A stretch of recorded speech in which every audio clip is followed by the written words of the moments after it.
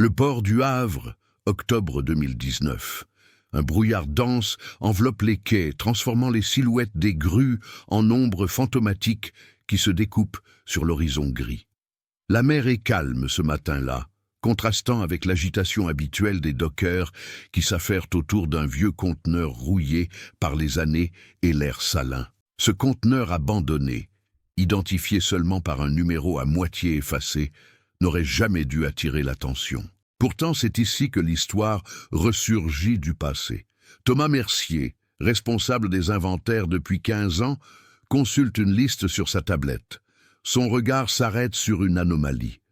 Un conteneur qui n'apparaît dans aucun registre informatique, mais figure sur un ancien registre papier daté de 1987. Une erreur administrative peut-être, ou un oubli bureaucratique. Dans le monde méthodique de Thomas, les anomalies méritent d'être résolues. « C'est étrange », murmure-t-il à son collègue Laurent, qui hausse les épaules avec indifférence. « Ce conteneur n'existe pas officiellement, mais il est là, devant nous. » Le métal grince lorsqu'il tente d'ouvrir la porte rouillée. À l'intérieur, l'obscurité. Une odeur de renfermé, de poussière et de temps figé les accueille. Le faisceau de la lampe torche de Thomas balaie l'espace confiné. Des caisses en bois pourri, des débris méconnaissables et au fond, une valise en cuir craquelée par les années. « Appelle la sécurité », dit Thomas, sa voix soudain tendue. « Il y a quelque chose qui ne va pas. » Lorsque la police arrive, le conteneur devient une scène potentielle d'investigation. La valise révèle son contenu macabre, des restes humains, méconnaissables après plus de 30 ans, et un carnet à la couverture bleue décolorée. Sur la première page, une écriture serrée, précise, « Journal de Gérard Lemoine, opérateur portuaire, Le Havre ». C'est ainsi que commence notre histoire, comme un écho du passé qui refuse de s'éteindre. Parfois, les secrets enfouis finissent par refaire surface, portés par les marées du temps. Remontons maintenant à l'été 1987, une époque où Le Havre respirait au rythme de son port, poumon économique de la Normandie. Les quais vibraient sous les pas des dockers, le métal des conteneurs résonnait dans l'air marin et les navires de commerce traçaient sur l'eau des sillons qui reliaient la France au monde. Gérard Lemoine a 50 ans cette année-là. Un homme d'apparence ordinaire, le visage marqué par les embruns et les années de travail en extérieur. Ses cheveux poivre et sel coupés courts, sa démarche assurée, son regard vif derrière des lunettes à monture fine, tout en lui inspire confiance. 28 ans de service comme opérateur portuaire lui ont appris les secrets du port mieux que personne. Son petit appartement dans le quartier Saint-François n'a rien de luxueux, mais les fenêtres donnent sur le bassin du commerce. Chaque matin, Gérard contemple les bateaux en buvant son café, une habitude immuable.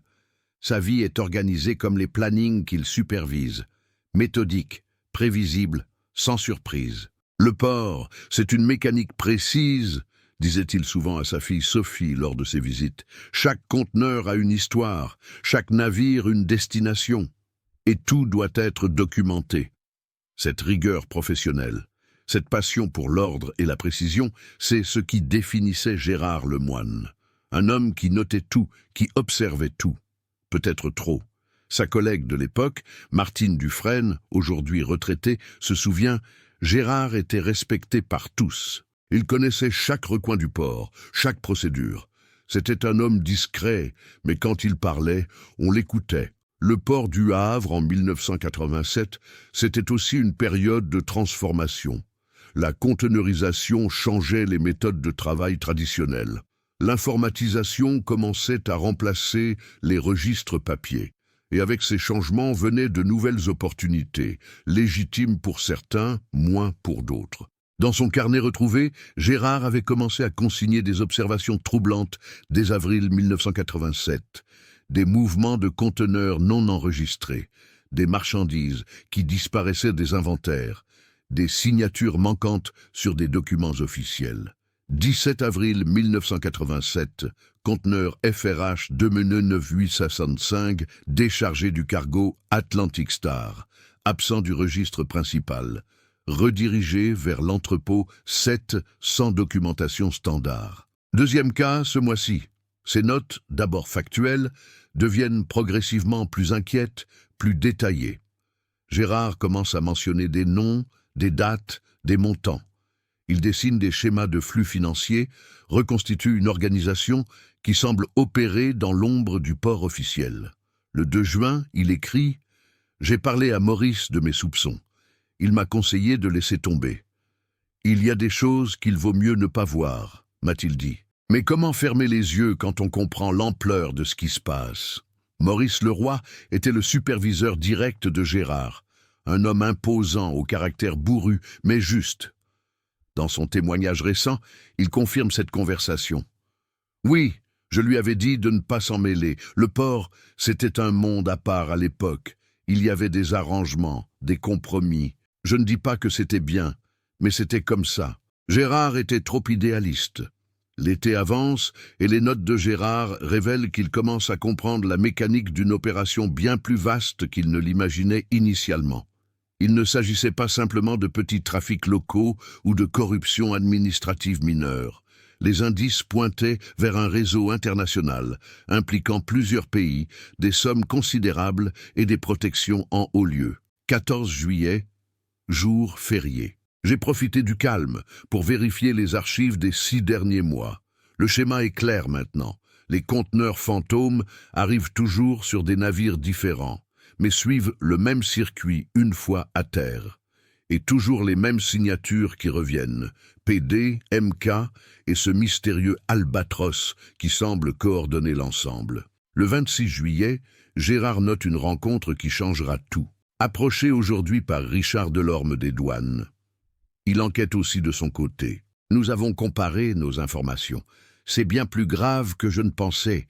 Il parle d'un dossier à constituer, de preuves à rassembler méthodiquement. Je lui ai montré mon carnet. Il m'a dit de continuer mais d'être extrêmement prudent. Richard Delorme, agent des douanes, alors en poste au Havre, confirme aujourd'hui cette rencontre. Le moine avait mis le doigt sur quelque chose de gros. Un trafic d'influence et de marchandises qui impliquait des personnalités importantes. Je lui avais dit d'être discret, mais il était déjà trop impliqué, trop visible. Il posait des questions, vérifiait des registres qui ne le concernaient pas directement. Dans ce milieu, ça ne passe pas inaperçu. Août 1987 marque un tournant dans le journal de Gérard. Son écriture devient plus nerveuse, les entrées plus courtes, plus espacées. Il note qu'il se sent observé. Des collègues l'évitent. Des conversations s'interrompent à son approche. 3 août. Ma serrure a été forcée. Rien n'a été volé, mais mes papiers ont été déplacés. Message reçu, ils savent. 9 août. Sophie m'a demandé pourquoi j'avais l'air si fatigué. Je n'ai rien dit. Je ne veux pas l'inquiéter. Elle a sa vie à Paris maintenant, ses études de médecine. C'est mieux qu'elle reste loin de tout ça. Sophie Lemoine, aujourd'hui médecin réputé à Rouen, se souvient de cette période. Mon père avait changé cet été-là. Il était distrait, préoccupé. Au téléphone, il me posait des questions sur mes cours, mais je sentais qu'il n'écoutait pas vraiment mes réponses. Je pensais que c'était lié à son travail, des problèmes administratifs peut-être. Jamais je n'aurais imaginé. Le 17 août, Gérard écrit ce qui sera sa dernière entrée complète. J'ai compilé toutes les preuves. Delorme dit que c'est suffisant pour déclencher une enquête officielle. Rendez-vous demain avec son supérieur à Rouen. Je laisse une copie de mes notes chez Marie au cas où. Elle ne sait pas ce que c'est, juste que c'est important. Marie Thibault était une voisine de Gérard, une veuve discrète avec qui il partageait parfois un café le dimanche. Il m'avait confié une enveloppe scellée, confirme-t-elle. Il m'avait dit de la garder en lieu sûr et de ne la remettre qu'à sa fille si quelque chose lui arrivait.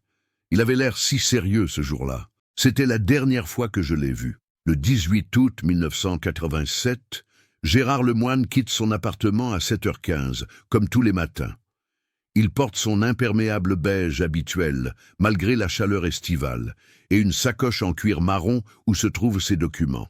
Des témoins le voient traverser le port, saluer quelques collègues, puis se diriger vers le parking où sa Renault 11 bleue est stationnée. À 8h30, il ne s'est pas présenté à la réunion d'équipe matinale. À midi, son superviseur appelle chez lui, sans réponse. À 18 heures, sa voiture est retrouvée sur un parking près de la gare, vide, fermée à clé. Sa sacoche a disparu. Gérard Lemoine s'est volatilisé. Les jours qui suivent voient se déployer une enquête de routine. La police interroge collègues et voisins. On évoque une disparition volontaire, une dépression non diagnostiquée, un départ impulsif. Après tout, Gérard avait récemment retiré une somme importante de son compte bancaire. Peut-être avait-il préparé sa fuite. Sophie, alertée par l'absence de son père, se précipite au Havre. Personne ne semblait vraiment inquiet, raconte-t-elle. Les policiers me parlaient comme si mon père avait simplement décidé de tout plaquer. Mais je connaissais mon père. Jamais il n'aurait disparu sans me prévenir, sans m'expliquer. L'enquête piétine rapidement. Aucune trace de Gérard n'est retrouvée. Pas de mouvement bancaire, pas d'utilisation de sa carte d'identité, pas de témoin de son départ. Comme si Gérard Lemoine s'était dissous dans l'air marin du Havre ce matin d'août 1987. Marie Thibault, fidèle à sa promesse, remet l'enveloppe à Sophie. À l'intérieur, une lettre brève et des photocopies de pages du carnet bleu. « Si tu lis ceci, c'est que mes craintes étaient fondées », écrivait Gérard. Ces documents expliquent tout. Sois prudente. Ne fais confiance à personne au port. Sophie apporte ces documents à la police, mais l'officier en charge les considère avec scepticisme. Des rumeurs, des suppositions, des accusations sans preuve concrète, dit-il. Le dossier est classé quelques mois plus tard. Disparition inquiétante, sans suite. Richard Delorme, l'agent des douanes qui devait rencontrer Gérard ce jour-là, affirme aujourd'hui qu'il n'a jamais vu Lemoine arriver à leur rendez-vous. J'ai attendu 2 heures. J'ai essayé de le joindre, en vain. Quand j'ai appris sa disparition, j'ai compris que nos soupçons étaient justifiés. Mais sans ses notes complètes, sans son témoignage, je ne pouvais rien prouver. Le port du Havre continue sa vie, son mouvement perpétuel. Les conteneurs arrivent et repartent, les navires entrent et sortent du port. Le bureau de Gérard est réattribué, son casier vidé. Son nom devient un murmure, puis un souvenir, puis presque rien. Sauf pour Sophie, qui refuse d'abandonner. Pendant des années, elle questionne, écrit des lettres, consulte des détectives privés. Sans résultat, la mère garde ses secrets, et le port du Havre les siens. Et puis, un matin d'octobre 2019, un conteneur oublié livre enfin une partie de sa vérité. Les restes humains sont formellement identifiés comme ceux de Gérard Lemoine grâce à l'ADN comparé à celui de sa fille. Et le carnet bleu, miraculeusement préservé dans sa valise hermétiquement fermée, raconte enfin l'histoire complète que Gérard n'a pas pu terminer. Les dernières pages, jamais lues jusqu'alors, révèlent l'ampleur vertigineuse de ce qu'il avait découvert. Non pas un simple trafic de marchandises, mais un réseau d'influence impliquant des politiciens, des industriels et même des services de renseignement étrangers. Un système où le port du Havre n'était qu'une pièce d'un puzzle international, un maillon dans une chaîne d'opérations clandestines qui traversait les frontières et les océans. Ces révélations, plus de 30 ans après les faits, soulèvent une question troublante. Combien d'autres secrets dorment encore dans l'ombre des quais, bercés par le bruit des vagues et le silence des hommes qui savent mais ne parlent pas? Le brouillard qui enveloppait le port du Havre ce matin d'octobre 2019 semblait symboliser les 32 années d'obscurité qui avaient suivi la disparition de Gérard Lemoine. Mais désormais, la lumière commençait à percer cette brume tenace. La nouvelle de la découverte se répandit comme une onde de choc dans la ville portuaire. Pour beaucoup, Gérard Lemoine n'était qu'un nom oublié, une histoire ancienne. Pour d'autres, c'était une plaie jamais cicatrisée. Sophie Lemoine, désormais âgée de 53 ans, reçut l'appel qui allait bouleverser sa vie alors qu'elle terminait une consultation à son cabinet médical de Rouen. « Docteur Lemoine ?» La voix au téléphone était formelle, professionnelle. « Commissaire Arnaud Vaillant, police judiciaire du Havre, nous avons retrouvé quelque chose qui pourrait être lié à votre père. » Le monde s'arrêta de tourner pendant quelques secondes. 32 ans d'attente se condensèrent dans ce moment suspendu. Sophie s'assit lentement, ses jambes soudain incapables de la porter. « Je vous écoute », dit-elle d'une voix qu'elle ne reconnut pas elle-même. L'identification formelle prit plusieurs jours. Les techniques modernes d'analyse ADN permirent de confirmer ce que Sophie savait déjà au fond d'elle-même. Gérard Lemoine n'avait jamais quitté Le Havre volontairement. Il avait été réduit au silence, puis oublié dans un conteneur anonyme avec pour seul compagnon son précieux carnet bleu. La presse locale s'empara rapidement de l'affaire.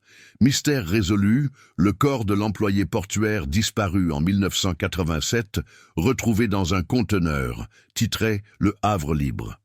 Un cold case ressurgit du passé, annonçait Paris-Normandie. Pour la première fois depuis des décennies, le nom de Gérard Lemoine était prononcé dans les cafés du port, dans les bureaux de la capitainerie, dans les couloirs de la préfecture.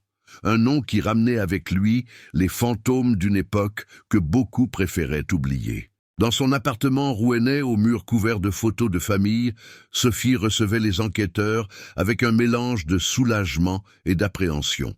Le commissaire Vaillant, un homme d'une 50aine d'années au regard vif et aux tempes grisonnantes, lui présentait le carnet retrouvé, protégé dans une pochette plastique transparente. « C'est bien son écriture », confirma Sophie, les doigts tremblants au-dessus de la couverture bleue décolorée. « Je reconnaîtrais sa façon d'écrire entre mille. Ces lettres penchées, ces GI si particuliers. Madame Lemoine, ce carnet contient des informations extrêmement sensibles, expliqua Vaillant. Votre père semble avoir documenté un réseau de trafic et de corruption à grande échelle, impliquant des figures importantes de l'époque. Je sais, répondit-elle simplement. Je l'ai toujours su. Les jours suivants virent se déployer une machine judiciaire que Sophie avait attendue pendant plus de 3 décennies. Une enquête pour homicide fut officiellement ouverte. Une équipe spécialisée dans les cold cases fut assignée au dossier. Le conteneur devint une scène de crime analysée avec les techniques modernes d'investigation. Mais pour comprendre ce qui s'était réellement passé en août 1987, il fallait remonter le temps, reconstituer un puzzle dont certaines pièces avaient disparu à jamais. Le commissaire Vaillant et son équipe commencèrent par exhumer les archives de l'enquête originale. Les documents jaunis, les rapports tapés à la machine, les déclarations de témoins consignées dans des cahiers à spirale, tout parlait d'une époque révolue, d'une façon différente de mener des investigations. « C'est frappant », commenta la lieutenant Élodie Marchand, jeune enquêtrice spécialisée dans les affaires non résolues, à quel point l'enquête initiale semble avoir délibérément évité certaines pistes. L'examen des documents révélait en effet une enquête superficielle. Les collègues de Gérard avaient été interrogés sommairement. Ses préoccupations concernant des irrégularités dans le port avaient été mentionnées puis immédiatement écartées comme non pertinentes ou sans fondement. Les documents que Sophie avait apportés à la police à l'époque, les photocopies laissées chez Marie Thibault, étaient absents du dossier. Ils n'ont jamais vraiment cherché, conclut amèrement Sophie lors d'un entretien avec Vaillant. Dès le début, ils ont voulu croire qu'il était parti de son plein gré, malgré toutes les évidences du contraire. Les premiers jours après la disparition de Gérard avaient été cruciaux, et pourtant terriblement mal gérés. L'enquête initiale avait été confiée à l'inspecteur Raymond Bréval, un homme proche de la retraite dont la réputation d'efficacité n'était plus à faire, mais qui semblait avoir traité cette affaire avec une négligence inhabituelle. Dans son rapport, daté du 25 août 1987, Bréval écrivait « Après examen des éléments disponibles, la thèse d'un départ volontaire semble privilégiée. Le sujet traversait possiblement une crise personnelle non identifiée par son entourage. » Le retrait bancaire important effectué le 16 août, 15 000 francs, suggère une préparation. Aucun élément ne permet de suspecter une intervention extérieure. Ce que le rapport ne mentionnait pas, c'est que Gérard avait expliqué ce retrait dans son carnet. 16 août. Retirer l'argent pour le notaire.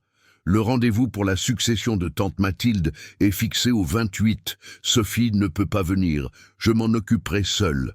Cette tante Mathilde, sœur de la mère de Gérard, était décédée en juin 1987, laissant un petit héritage à partager entre Gérard et ses cousins.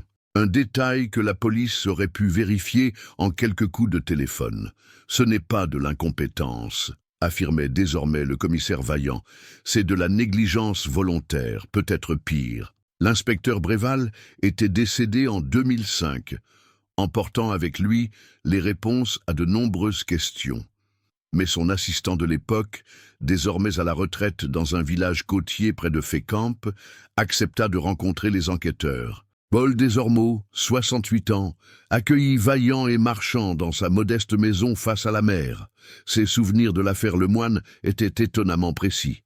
Bréval était un bon flic d'habitude, expliqua-t-il en servant un café à ses visiteurs.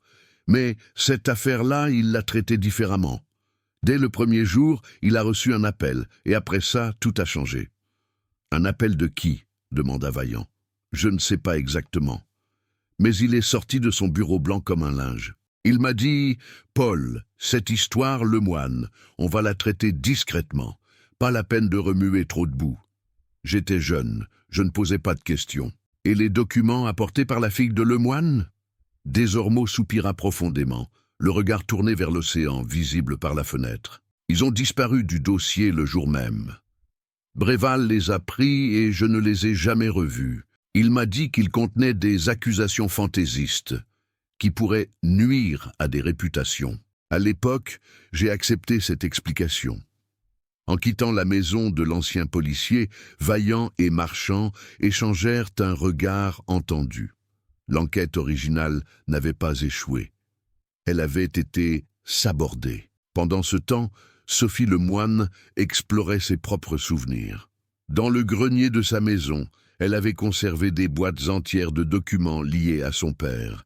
Lettres, photos, coupures de presse jaunies par le temps. « J'ai toujours su qu'un jour, j'aurais besoin de tout ça », expliqua-t-elle à sa fille Camille, 28 ans, qui l'aidait à trier ses archives personnelles. « Pendant des années, les gens m'ont dit de tourner la page, de faire mon deuil. Mais comment faire son deuil quand on n'a pas de tombe à fleurir, pas de vérité à accepter ?» Camille, qui n'avait jamais connu son grand-père, découvrait à travers ces documents un homme dont l'ombre avait pourtant plané sur toute son enfance. « Maman parlait souvent de lui », confia-t-elle à un journaliste venu interviewer la famille. Pas de façon morbide ou obsessionnelle, mais comme d'une présence qui continuait d'exister à travers nous. Il était Papy Gérard, un homme qui aimait la mer, les livres d'histoire, et qui tenait toujours ses promesses. Cette image contrastait avec celle d'autres personnes qui avaient connu Gérard. Certains de ses anciens collègues, retrouvés par les enquêteurs, décrivaient un homme trop rigide, parfois difficile, obsédé par les règlements. Il voyait des problèmes partout, se souvint Jean Morel, ancien docker désormais octogénaire. Toujours à vérifier, revérifier, poser des questions. Ça agaçait certains, vous comprenez? Le port, à l'époque, c'était pas toujours, comment dire, ça fonctionnait avec ses propres règles. Cette ambivalence dans les témoignages reflétait la complexité de l'homme et de son époque. Le port du Havre des années 1980 était un monde en transition, tiraillé entre des pratiques anciennes souvent opaques et une modernité qui exigeait plus de transparence. Le temps avait profondément modifié ce port. En visitant les lieux avec les enquêteurs, Sophie peinait à reconnaître l'environnement que son père lui avait tant décrit. « Tout a changé », murmura-t-elle en contemplant l'immensité des installations modernes.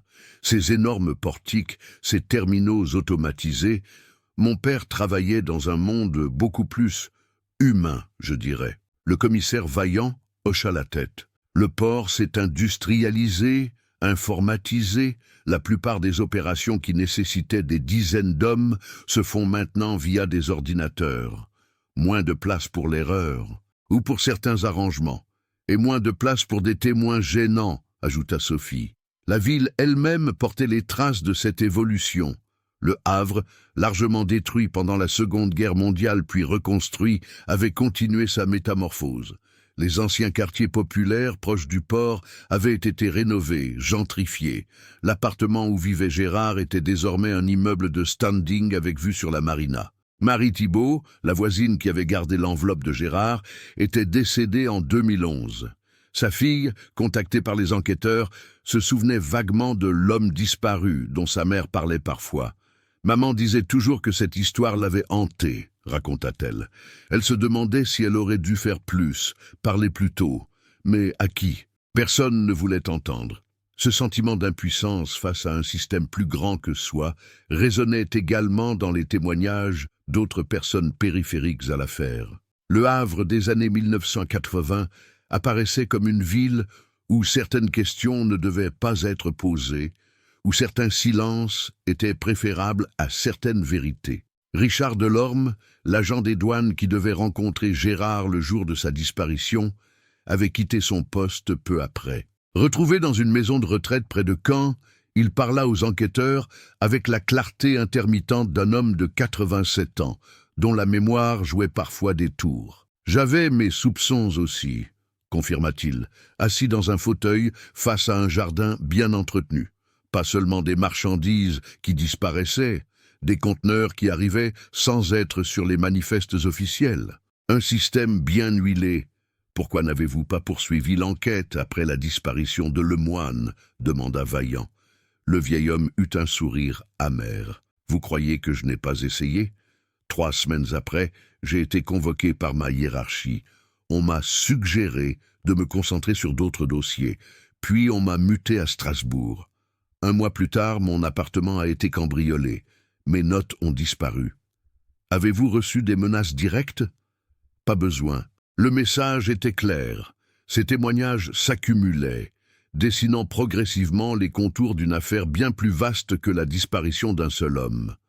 Le carnet bleu de Gérard, minutieusement analysé, révélait un réseau complexe impliquant des sociétés d'import-export, des transitaires et des personnalités influentes de la région. Certains noms, mentionnés dans le carnet, appartenaient à des personnes désormais décédées. D'autres étaient toujours en vie, occupant parfois des positions importantes dans les milieux économiques ou politiques locaux. L'enquête avançait dans un équilibre délicat entre la recherche de la vérité et les limites légales. La prescription pour homicide était de 30 ans à l'époque des faits, mais la dissimulation du corps et l'obstruction à la justice pouvaient constituer des éléments permettant de rouvrir certains aspects de l'affaire. Pour Sophie, la prescription juridique n'avait aucune importance. « Ce que je veux, c'est la vérité », répétait-elle aux journalistes qui suivaient désormais l'affaire. « Savoir exactement pourquoi et comment mon père est mort, qui a donné l'ordre, qui a exécuté et qui a couvert pendant toutes ces années. » 6 semaines après la découverte du conteneur, une percée inattendue survint. Un ancien manutentionnaire du port, Lucien Dardenne, contacta la police après avoir vu un reportage télévisé sur l'affaire. Âgé de 76 ans, malade d'un cancer en phase terminale, il disait vouloir partir l'esprit tranquille. Son témoignage, recueilli à l'hôpital de Montivilliers, ajoutait une pièce cruciale au puzzle. « Ce matin-là, j'étais de service tôt », raconta-t-il d'une voix affaiblie. « J'ai vu Lemoine arriver vers 7h30. Il se dirigeait vers les bureaux quand une voiture s'est arrêtée près de lui. 2 hommes sont sortis. Ils lui ont parlé, puis il est monté avec eux. Ça semblait normal, pas d'agression, rien de violent. J'ai pensé que c'étaient des collègues. « Pourriez-vous reconnaître ces hommes ?» demanda Vaillant. L'un d'eux, oui, c'était Marcel Kieffer. Il travaillait à la sécurité du port, mais tout le monde savait qu'il avait d'autres activités. Ce nom, Marcel Kieffer, correspondait aux initiales MK, mentionnées plusieurs fois dans le carnet de Gérard. Une recherche rapide révéla qu'il était décédé en 2002 dans un accident de voiture en Espagne. Et l'autre homme ? Je ne l'avais jamais vu avant. Grand, élégant, l'air autoritaire. Bas du port, ça c'est sûr. Pourquoi n'avez-vous jamais témoigné ? Le vieil homme eut un rire qui se transforma en quinte de toux. Une infirmière s'approcha, mais il la repoussa doucement. « J'ai témoigné, » dit-il finalement. L'inspecteur est venu me voir le lendemain. Je lui ai tout dit. Il a pris des notes, m'a remercié. Mais ça n'est jamais apparu dans le dossier, pas vrai ? Ce témoignage ouvrait une nouvelle piste. L'inspecteur Bréval avait délibérément écarté des éléments cruciaux de l'enquête. Mais sous quelle pression ? Sur ordre de qui ? Le carnet de Gérard mentionnait un certain Albatros qui semblait coordonner les opérations illicites. Ce nom de code revenait à plusieurs reprises, associé à des décisions importantes, des mouvements de fonds, des arrivées de cargaisons spéciales. L'analyse des registres portuaires de l'époque, croisée avec les notes de Gérard, permit d'identifier certains des conteneurs suspects. Ils provenaient principalement d'Amérique du Sud et d'Asie du Sud-Est, transitaient par le Havre, puis disparaissaient des registres officiels. Classique pour des trafics de stupéfiants, expliqua un expert des douanes consulté par l'équipe. Mais l'ampleur suggérée par ces documents est inhabituelle pour l'époque, et la protection dont ils semblaient bénéficier indique un réseau très puissant. Le mystère de l'Albatros resta entier jusqu'à ce qu'une analyse informatique avancée des documents retrouvés dans le conteneur ne révèle des traces partielles d'empreintes digitales sur certaines pages du carnet. Ces empreintes, comparées aux bases de données nationales, identifièrent un homme insoupçonnable, François Derval, ancien haut fonctionnaire du ministère des Transports dans les années 1980, devenu ensuite dirigeant d'une importante société de logistique internationale. Derval, aujourd'hui âgé de 83 ans, vivait retiré dans une propriété luxueuse de la côte normande. Sa convocation pour interrogatoire fit l'effet d'une bombe dans les milieux économiques régionaux, où il restait une figure respectée. Face aux enquêteurs, l'homme affichait la sérénité de ceux qui se croient au-dessus des lois. Mes empreintes sur ce carnet ? Parfaitement explicable, affirma-t-il avec un sourire confiant. J'ai effectivement rencontré M. Lemoine à plusieurs reprises en 1987. Il m'avait été recommandé comme consultant pour une étude sur l'optimisation des flux portuaires que je dirigeais alors pour le ministère. Et vous avez manipulé son carnet personnel ? Il me l'a montré volontairement. Il y consignait certaines de ses observations professionnelles. J'y ai peut-être jeté un œil avec son autorisation, bien entendu. Cette explication parfaitement calibrée semblait inattaquable. Pourtant, elle ne concordait pas avec le contenu du carnet, où Gérard ne mentionnait aucune collaboration avec un haut fonctionnaire ministériel. L'enquête piétinait à nouveau, lorsqu'un élément inattendu surgit d'une source improbable. Thomas Mercier, le responsable des inventaires qui avait découvert le conteneur, continuait ses propres recherches dans les archives du port. « J'ai trouvé quelque chose d'étrange », expliqua-t-il à Vaillant lors d'une réunion de suivi. En comparant les anciens registres papier et les premières bases de données informatiques du port, j'ai remarqué des incohérences systématiques entre 1985 et 1989. Certains conteneurs existaient dans un système, mais pas dans l'autre. Ces incohérences correspondaient précisément au système décrit par Gérard dans son carnet, des conteneurs fantômes, qui apparaissaient puis disparaissaient des registres officiels. Le plus intéressant, poursuivit Thomas, c'est que j'ai retrouvé un ancien programmeur qui avait travaillé sur la première informatisation du port. Il m'a confirmé qu'une fonctionnalité spéciale avait été intégrée au système, permettant à certains utilisateurs disposant d'un code d'accès privilégié de modifier les registres sans laisser de traces. Et qui avait accès à ce code ? Officiellement, personne. Mais le programmeur se souvient d'avoir reçu cette demande directement du ministère des Transports, d'un certain Monsieur Derval. Cette révélation changeait tout. Elle établissait un lien direct entre François Derval et le système que Gérard avait commencé à découvrir. Elle suggérait une opération planifiée au plus haut niveau, utilisant les infrastructures portuaires du Havre comme plaque tournante d'activités clandestines. Confronté à ces nouveaux éléments, Derval abandonna son assurance. « Vous ne comprenez pas dans quoi vous mettez les pieds », menaça-t-il. Certaines opérations relevaient de la sécurité nationale, des arrangements nécessaires dans le contexte géopolitique de l'époque. Votre Lemoine était un idéaliste naïf qui risquait de compromettre des années de travail diplomatique délicat. « Est-ce pour cela qu'il a dû disparaître ?» demanda directement Vaillant. Derval se renferma immédiatement. « Je n'ai rien à voir avec sa disparition. Notre dernière rencontre s'est parfaitement bien passée. S'il lui est arrivé quelque chose ensuite, cherchez ailleurs. » Malgré l'accumulation d'indices, l'enquête se heurtait aux limites du temps écoulé, de la prescription et de la disparition de nombreux témoins clés. Juridiquement, il devenait évident qu'obtenir une condamnation serait extrêmement difficile, sinon impossible. Pour Sophie Lemoine, cependant, la vérité se dessinait enfin. Son père n'était pas parti volontairement. Il n'avait pas abandonné sa famille. Il avait été éliminé parce qu'il représentait une menace pour un système corrompu qui impliquait les plus hautes sphères de l'État. 32 ans après les faits, cette vérité apportait une forme de paix. Enfin, Gérard Lemoine pourrait avoir une sépulture digne, un lieu où sa fille et sa petite-fille pourraient se recueillir. La cérémonie eut lieu par un matin d'hiver ensoleillé, au cimetière Sainte-Marie du Havre. Simple et digne, elle rassembla non seulement la famille, mais aussi d'anciens collègues, des habitants du quartier où vivait Gérard, et même certains enquêteurs profondément touchés par cette histoire. Sophie déposa sur le cercueil une rose blanche et le vieux stylo Parker que son père utilisait pour écrire dans son carnet bleu. « La vérité finit toujours par émerger, papa, » murmura-t-elle. « Tu avais raison de ne jamais abandonner. » Alors que les participants se dispersaient lentement après la cérémonie, Thomas Mercier s'approcha de Sophie. « J'ai quelque chose qui pourrait vous intéresser, » dit-il en lui tendant une enveloppe. « En continuant mes recherches dans les archives, j'ai découvert que votre père avait envoyé une lettre recommandée la veille de sa disparition.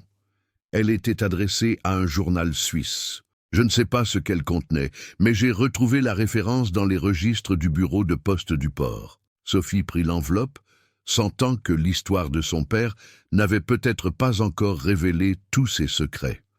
Quelque part, dans une archive suisse, existait peut-être le témoignage final de Gérard Lemoine, une ultime tentative de faire éclater la vérité qu'il avait découverte. L'affaire du port du Havre, née dans le brouillard d'un matin d'août 1987 et ressurgie dans celui d'octobre 2019, continuait son chemin vers la lumière, car comme l'avait écrit Gérard dans son carnet, la mer peut garder un secret pendant un temps, mais les marées finissent toujours par ramener au rivage ce qui était perdu. Le brouillard qui enveloppait le Havre semblait avoir imprégné l'affaire Lemoine pendant plus de 3 décennies. Mais comme toutes les brumes, celle-ci commençait enfin à se dissiper, révélant des contours longtemps demeurés flous. L'enveloppe que Thomas Mercier avait remise à Sophie après les funérailles de son père contenait une information qui allait s'avérer déterminante. Cette lettre recommandée, envoyée par Gérard Lemoine à un journal suisse la veille de sa disparition, était comme une bouteille jetée à la mer par un homme qui pressentait sa fin imminente. « Il faut retrouver cette lettre », déclara le commissaire Vaillant lors d'une réunion avec son équipe. Si Lemoine a choisi un journal étranger, c'est qu'il n'avait plus confiance dans les institutions françaises. La lieutenant Élodie Marchand hocha la tête. Le journal en question est Le Temps de Genève. J'ai déjà pris contact avec leurs archives. La difficulté, c'est que le journal a changé de propriétaire 2 fois depuis 1987. Les archives ont été déplacées, partiellement numérisées. Mais la lettre existe toujours, s'enquit Vaillant. Théoriquement, oui, les archives suisses sont méthodiques, mais retrouver un document précis après tant d'années... Cette piste suisse représentait un espoir ténu mais réel. Pendant ce temps, l'enquête continuait sur d'autres fronts. L'expertise médico-légale des restes de Gérard Lemoine avait confirmé une mort violente par traumatisme crânien, probablement causée par un objet contondant. L'examen du conteneur avait révélé des traces microscopiques de sang à plusieurs endroits, suggérant que Gérard avait été tué à l'intérieur même de cet espace confiné. Sophie, déterminée à connaître toute la vérité, participait activement aux recherches. Elle avait pris un congé prolongé de son cabinet médical pour se consacrer entièrement à l'affaire. Certains de mes patients ne comprennent pas pourquoi je remue tout ça après tant d'années, confia-t-elle à Élodie Marchand lors d'une de leurs nombreuses rencontres. Ils me disent « À quoi bon, ça ne ramènera pas votre père ?» Mais ce n'est pas seulement pour lui que je fais ça, c'est pour que justice soit rendue, pour que ceux qui l'ont tué sachent qu'on ne peut pas effacer une vie humaine impunément. 3 mois après la découverte du conteneur, une percée inattendue sur 20. Les archives du journal suisse avaient finalement localisé la lettre de Gérard Lemoine. Elle n'avait jamais été publiée, mais avait été soigneusement conservée avec d'autres documents jugés sensibles par la rédaction de l'époque. Lorsque Sophie reçut la copie numérisée de cette lettre, ses mains tremblaient tant qu'elle dut poser la tablette sur la table pour pouvoir la lire. L'écriture de son père, cette calligraphie soignée qu'elle connaissait si bien, s'étalait sur 3 pages. Le message commençait simplement « À qui de droit, si vous lisez cette lettre, c'est que mes craintes étaient fondées. Je m'appelle Gérard Lemoine, opérateur portuaire au Havre, et j'ai découvert ce que je crois être une opération clandestine d'ampleur internationale utilisant nos installations portuaires. » La lettre détaillait ensuite méthodiquement ce que Gérard avait découvert.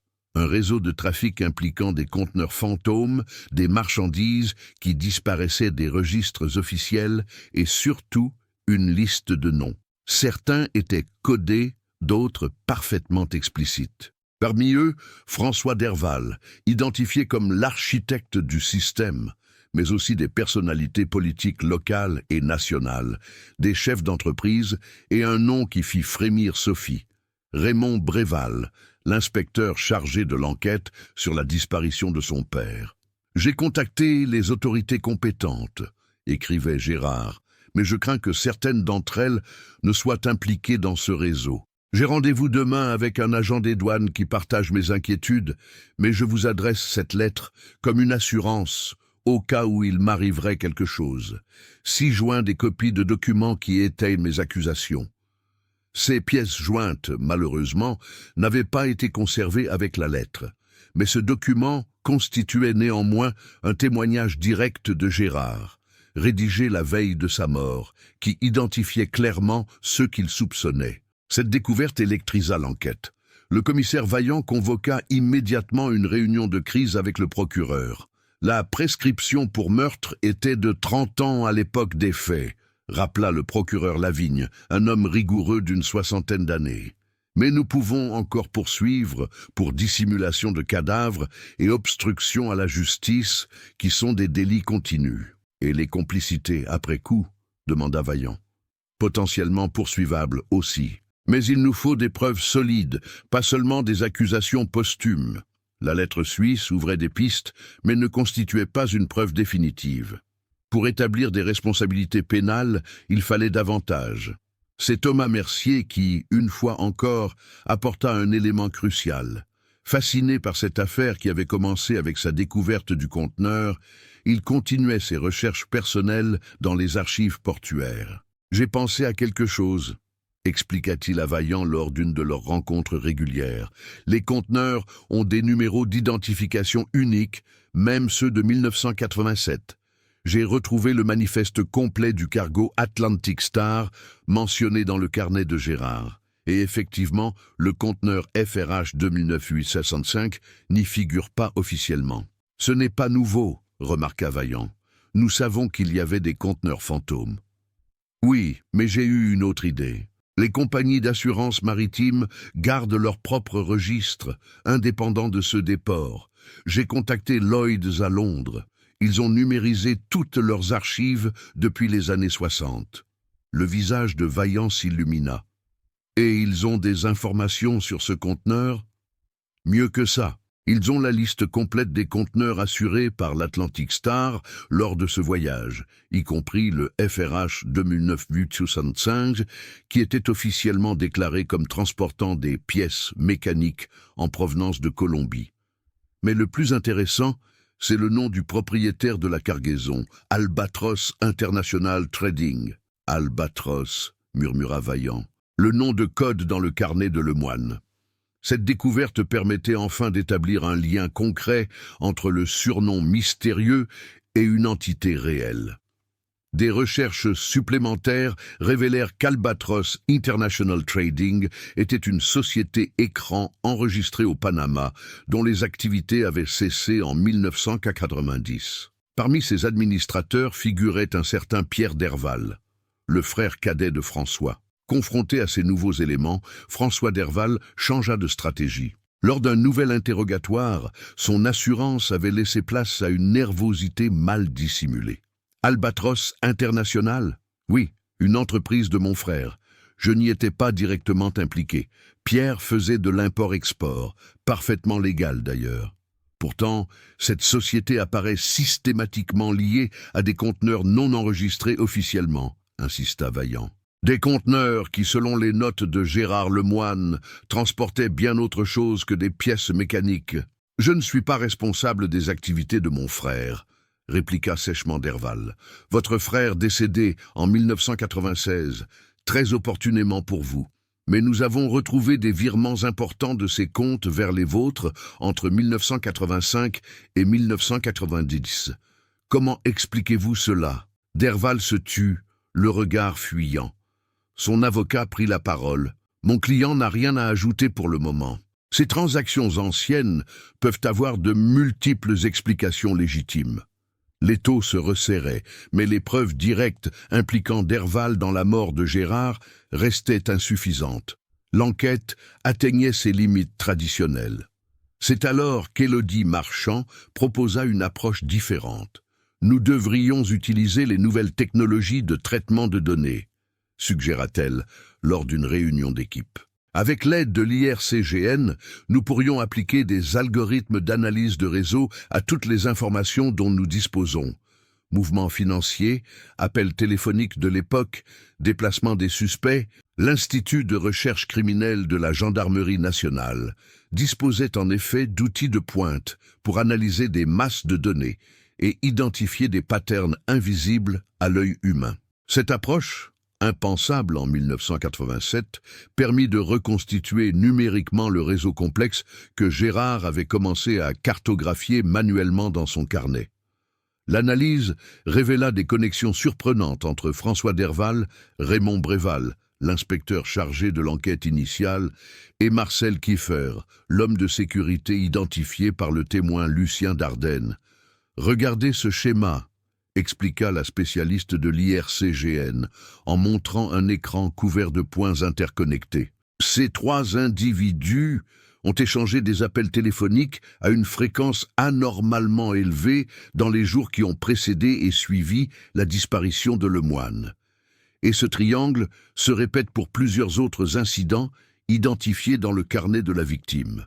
Plus révélateur encore, l'analyse des registres bancaires montrait des versements suspects sur un compte offshore au nom de Bréval dans les jours suivant la disparition de Gérard. De l'argent qui provenait indirectement d'Albatros International. « C'est le chaînon manquant », s'exclama Vaillant. « La preuve que Bréval a été payé pour enterrer l'enquête. » Ces découvertes, bien que cruciales, ne permettait toujours pas d'établir avec certitude qui avait physiquement tué Gérard Lemoine.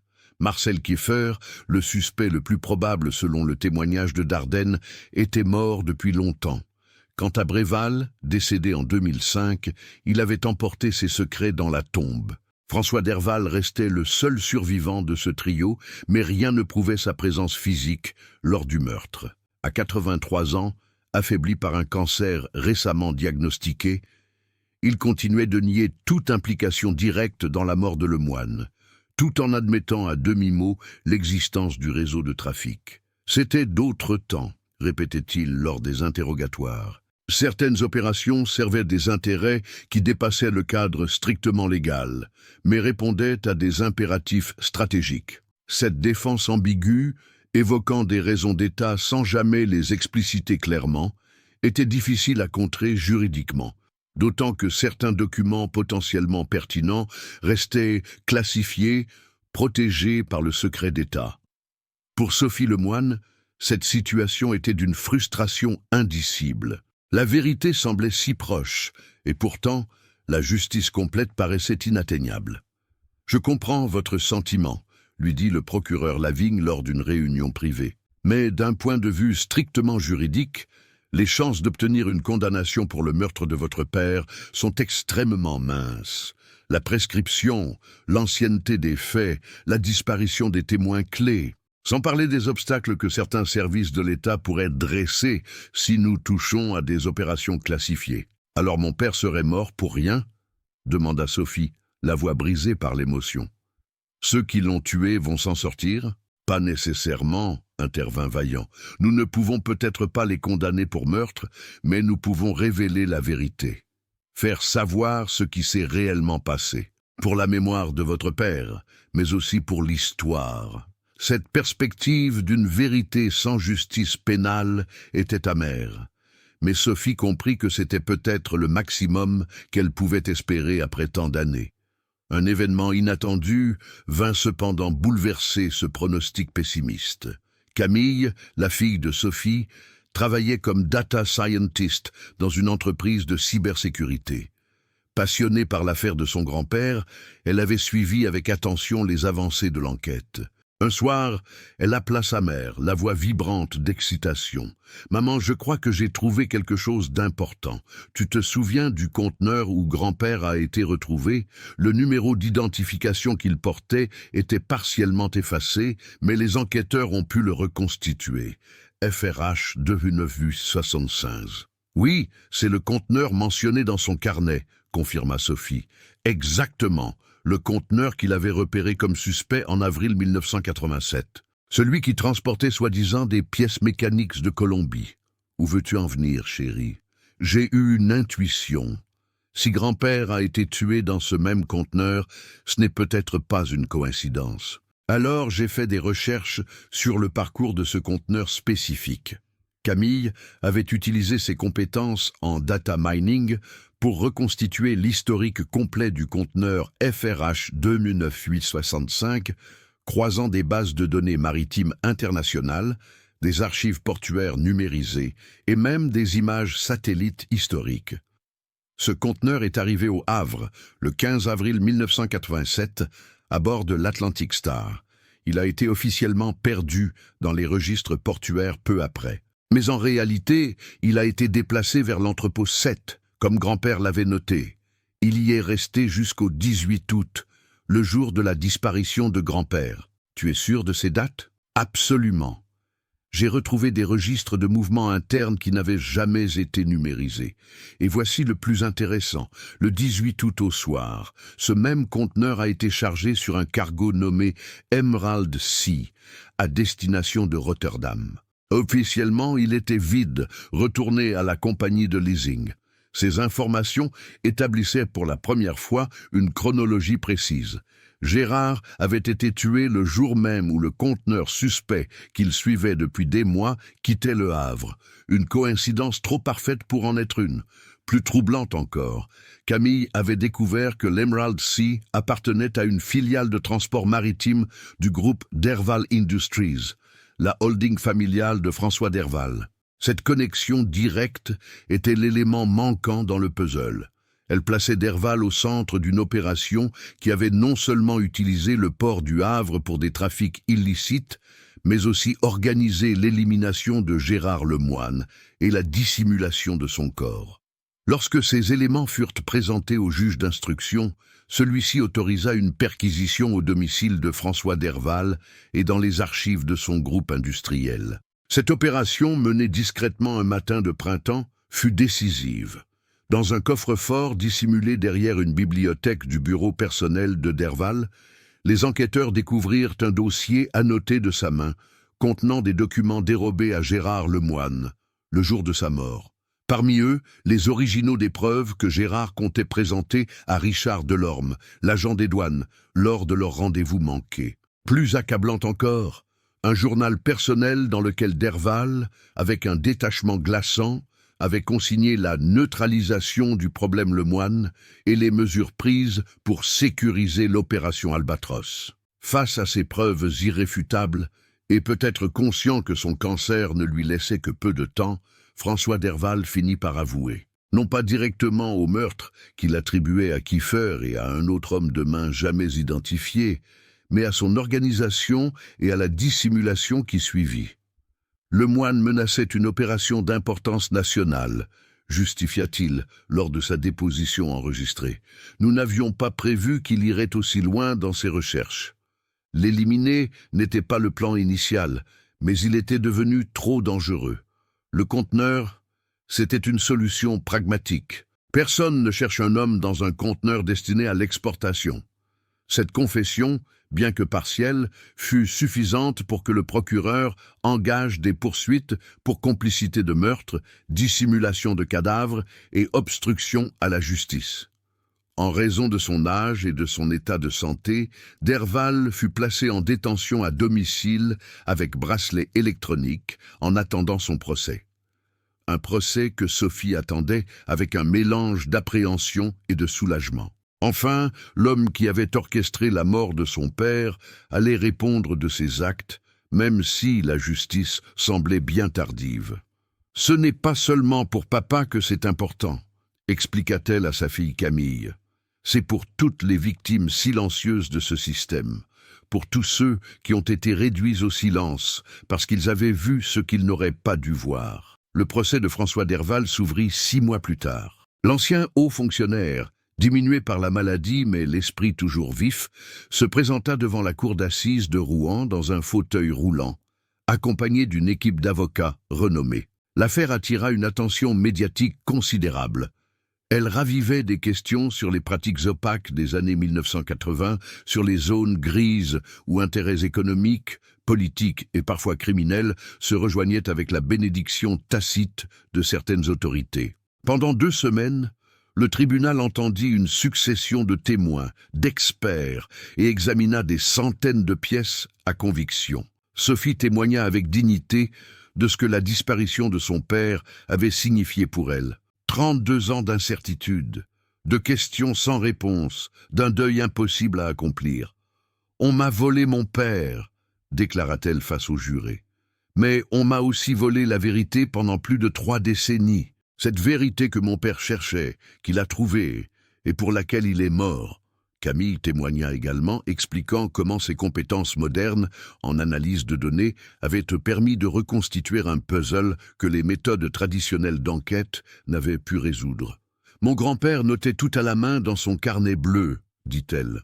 J'ai utilisé des algorithmes pour faire ce qu'il faisait intuitivement, identifier des patterns, des connexions, des anomalies dans un système complexe.